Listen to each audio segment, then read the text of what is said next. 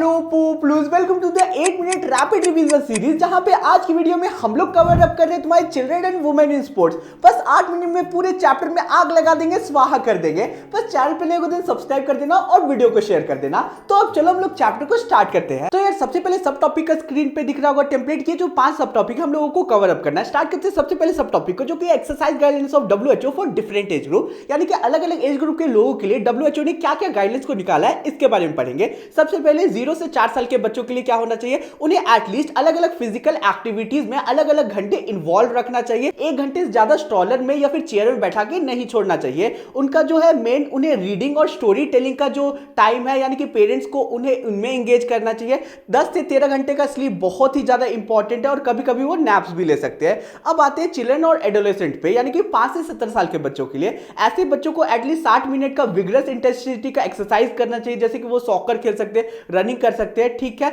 कम से कम टाइम उन्हें सेडेंटरी बैठना है, यानी कि ऐसा टाइम जो वो वेले बैठे रहते हैं ये कम टाइम होना चाहिए।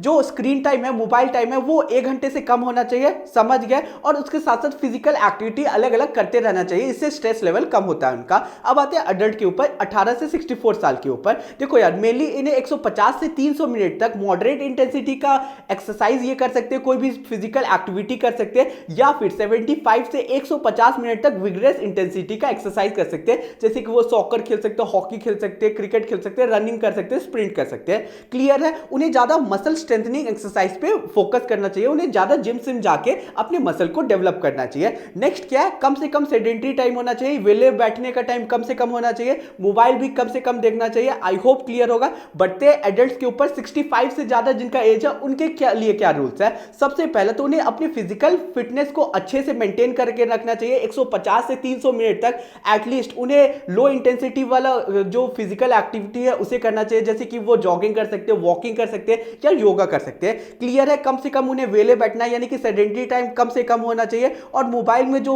वो टाइम है उसे वो कम से कम रखे, वही बेटर है। स्टार्ट करते हैं सेकंड टॉपिक को, जो कि है कॉमन पोस्चरल डिफॉर्मिटीज। तो यार सबसे पहले ये समझते हैं कि पोस्चरल डिफॉर्मिटी क्या होता है। ये एक ऐसा कंडीशन होता है जब तुम्हारे बॉडी में कुछ प्रॉब्लम आ जाती है, जिसकी वजह से तुम्हारी जो बॉडी का पोस्चर है वो नॉर्मल इंसान से अलग हो जाता है। इसे ही पोस्चरल डिफॉर्मिटी कहते हैं। 5 तरीके का होता है। पहला स्पाइनल कर्वेचर, नेक्स्ट है फ्लैट फुट, थर्ड है तुम लोगों का नॉक नी, चौथा है बो लेग, पांचवा है तुम्हारा राउंड शोल्डर। स्टार्ट करते हैं पहले स्पाइनल कर्वेचर से। तो ऐसा डिफॉर्मिटी जो तुम्हारी स्पाइन से रिलेटेड होता है उसे स्पाइनल कर्वेचर बोलते हैं। ये क्यों होता है? एक्सेसिव वेट उठाने से होता है। इसके 3 टाइप्स होते हैं, काइफोसिस, लॉर्डोसिस, स्कोलिसिस। स्टार्ट करते हैं काइफोसिस से। काइफोसिस क्या होता है? ये एक ऐसा कंडीशन होता है जिसमें तुम लोगों का ऊपर का जो शोल्डर है वो आगे की तरफ बेंड हो जाता है, चेस्ट अंदर घुस जाता है, और तुम लोग जनरली बूढ़े लोगों को देखते हो कि झुक के चलते हैं, वैसे ये यंग एज में हो जाता है। क्लियर है। क्यों होता है? बेसिकली माल न्यूट्रिशन से होता है, इनसफिशिएंट एक्सरसाइज से होता है, वीक मसल से होता है। कैसे ठीक हो सकता है? सिंपली से तुम लोग पिलो को अपने पीछे रख के सोओगे तब ठीक हो जाएगा,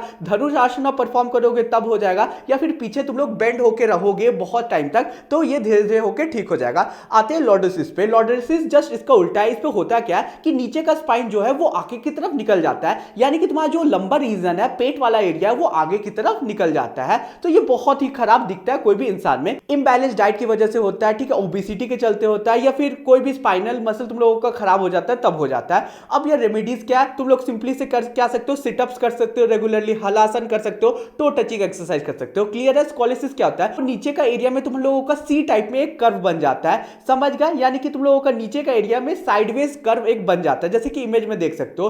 क्यों होता है? ये बेसिकली रिकेट्स की वजह से होता है, हैवी वेट को कैरी करने से वजह से होता है, या फिर अनहेल्दी खाने की वजह से होता है। समझ गए। रेमेडीज क्या है कि तुम लोग बेस्ट स्ट्रोक टेक्निक से स्विमिंग कर सकते हो। उसके साथ साथ तुम सिंपली से जो सी टाइप हुआ है तुम लोगों का नीचे की एरिया में, उसके अपोजिट साइड में तुम लोग हमेशा झुकोगे तब ठीक हो जाएगा, या फिर हॉरिजॉन्टल बाद में स्ट्रेट तुम लोग लटकोगे तब ये ठीक हो जाएगा। आते हैं नेक्स्ट तुम डिफॉर्मिटी के ऊपर, जो कि है फ्लैट फुट। ये एक ऐसा कंडीशन है जिसमें तुम लोगों का जो पैर है जो आर्क बनाता है वो आर्क नहीं बनाएगा, तुम्हारा पैर फ्लैट हो जाएगा। क्लियरली जैसे इमेज में देख सकते हो। इसमें क्या होता है? ये प्लेस प्लैनस के नाम से जाना जाता है, और सिंपली ये अगर किसी को होता है वो अच्छा स्पोर्ट्स पर्सन नहीं बन पाता है। क्यों होता है? सबसे पहले वीक मसल के चलते होता है। अगर किसी का बॉडी वेट ज्यादा है तब हो जाता है, इंप्रॉपर शूज पहनता है तब होता है। अब यार कैसे ठीक हो जाएगा? सिंपली से तुम लोग हील्स पे वॉक कर सकते हो, टोस पे वॉक कर सकते हो, या फिर तुम लोग वज्रासन परफॉर्म करोगे तब होगा, या फिर रोप को स्किप करोगे तब हो जाएगा। आते तीसरे डिफॉर्मिटी के ऊपर, नॉक नी। नॉक में ये होता है कि तुम लोगों का जो ऊपर का पैर होता है वो एक दूसरे को नॉक करता है, यानी कि टच करता है, जिसकी वजह से नीचे एंकल वाला जो पोजीशन होता है वो एक दूसरे से अपार्ट हो जाता है,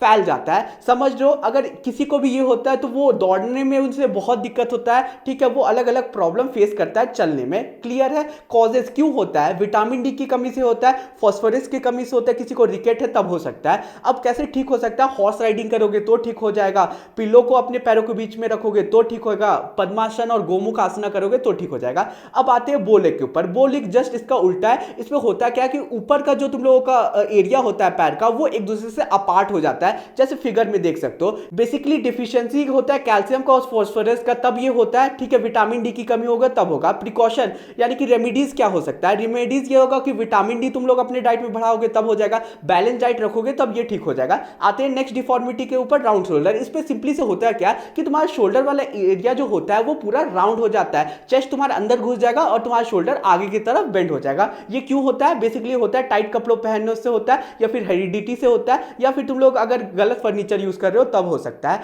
रेमेडीज क्या, कैसे ठीक हो सकते हो? हॉरिजॉन्टल बार को सिंपली से पकड़ के लटको, चक्रासन और धनुरासन परफॉर्म करो, तुम लोगों का ये ठीक हो जाएगा। स्टार्ट करते हैं हमारे तीसरे टॉपिक को, जो कि है वुमेन पार्टिसिपेशन इन स्पोर्ट्स। तो यार यहाँ पे हम लोगों को सिंपली से यही बोला गया कि पहले के टाइम पे जो वुमेन्स है उनका पार्टिसिपेशन स्पोर्ट्स में बहुत कम होता था, क्योंकि लोगों को ऐसा लगता था कि स्पोर्ट्स में वो पार्टिसिपेट करेंगे तो उनका हेल्थ खराब होगा। लेकिन आज के टाइम पे अलग अलग फिजिकल, मेंटल और तुम लोगों का सोशल बेनिफिट देखने को मिला है। सबसे पहले फिजिकल बेनिफिट क्या होता है? स्ट्रॉन्ग बॉडी उनका बनता है, स्टैमिना उनका इंक्रीज होता है, हेल्दी वेट वो मेंटेन कर पाती है, उनका बोन स्ट्रॉन्ग होता है और उनका फिटनेस लेवल इंक्रीज होता है। साइकोलॉजिकल बेनिफिट क्या होता है? उनका कॉन्फिडेंस इंक्रीज होता है, उनका मेंटल स्ट्रेंथ इंक्रीज होता है, उनका मूड पॉजिटिव रहता है, स्ट्रेस लेवल कम होता है। सोशल बेनिफिट में क्या है? टीम स्पिरिट उनका बढ़ता है, ठीक है, उनका लीडरशिप क्वालिटी इंक्रीज हो जाता है, सोशल बॉन्डिंग उनका बढ़ता है, नए नए दोस्त बना पाते हैं, जेंडर इक्वालिटी देखने को मिलता है और सोसाइटी में उनका काफी ज्यादा रिस्पेक्ट भी बढ़ता है। तो यार अब स्टार्ट करते हैं हमारे फोर्थ टॉपिक को, जो कि हम लोगों का स्पेशल कंडीशन मेनार्क और मेंस्ट्रुअल डिसफंक्शन क्या होता है। मेनार्क क्या होता है? जब भी कोई लड़की को पहली बार पीरियड्स आती है तो इसे ही मेनार्क कहते हैं। यानी कि कोई भी लड़की को पहली बार ब्लीडिंग होती है